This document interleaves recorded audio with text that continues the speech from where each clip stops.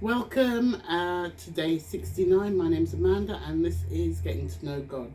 We are looking at the Children's Bible, which has 365 stories for every single day this year. So please join me in reading through the Children's Bible, and obviously if you want to know more about the story, head on over to a real full version of the Bible.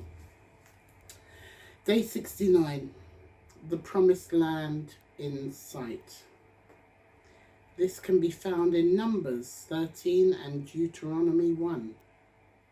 Whenever the people of Israel packed up their tents to begin another stage of their journey, everything was carefully planned. God had told Moses how to arrange it all. Moses had 2 special silver trumpets made to send signal to the whole camp. If the people heard both trumpets, everyone hurried to God's tent to listen to Moses' instructions. A single blast on one trumpet was a call to the leaders of the people. The trumpets always gave the signal for the tribes to start moving.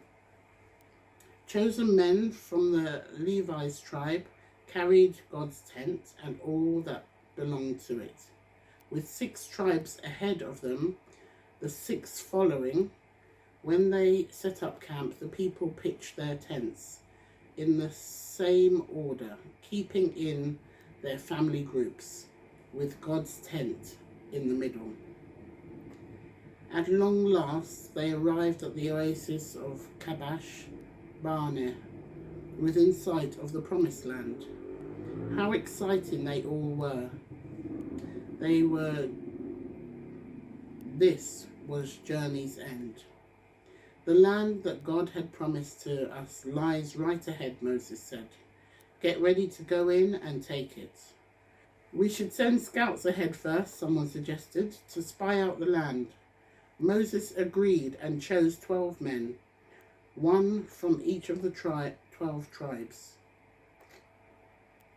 Moses agreed and chose 12 men, one from each of the 12 tribes. Then he gave them instructions. Go into Canaan and look around everywhere, he said. See what the countryside is like, what crops will grow, and bring us some samples of what you find.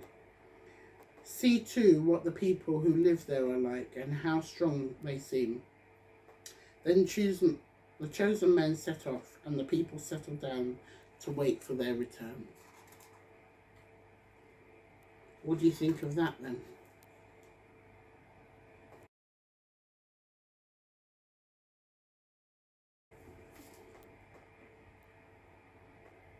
My lesson from this one is very swift and very short, and it is that the devil and doubt, because I think doubt is a big tool of the devil's, was thrown in there. As you heard near the end of the story, we should send some scouts ahead first, someone suggested. Who was that someone? Who had the doubt? That was my question. When I read it, I was like, who was that someone?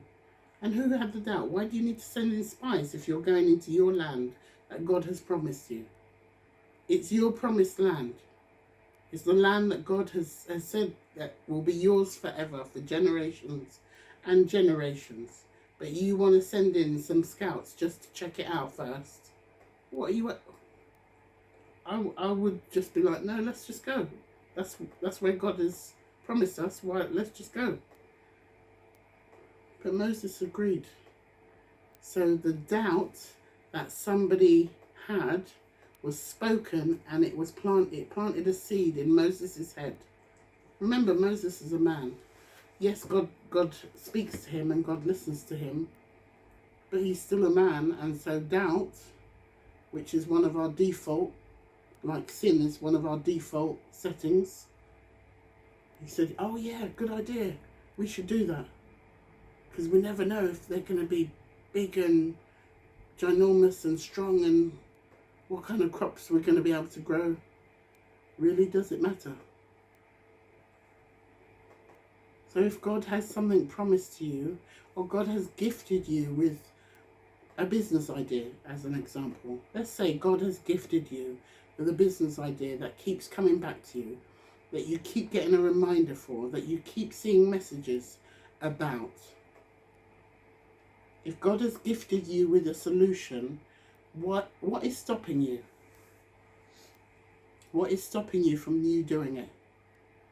What, you've never done it before? Is that your problem? But God has gifted you the idea. God has gifted you that solution that could help 100 people, 200 people, thousands of people. Get on and do it. Follow what God has gifted you and don't listen to the doubt that the devil is trying to place in your mind. I hope that helps somebody out there today. God bless you.